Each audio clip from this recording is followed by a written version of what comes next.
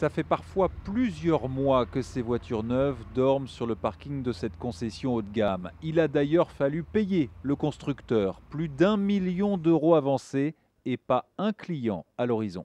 Il y a quelques dizaines d'années que je suis dans l'automobile, non, je n'ai pas souvenir d'avoir vécu un passage comme ça.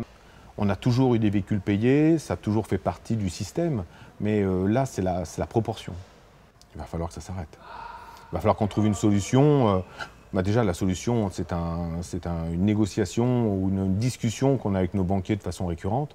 Et il y a aussi, il faut faire partie de notre métier, essayer de revendre ces véhicules au mieux possible et le plus rapidement possible. D'où viennent ces stocks si encombrants? Il y a, c'est vrai, l'effondrement de la demande, mais pas seulement. Le Conseil national des professions de l'automobile pointe du doigt la responsabilité des constructeurs, trop de production. J'imagine qu'il y a un seuil de rentabilité des usines et il faut les utiliser un minimum.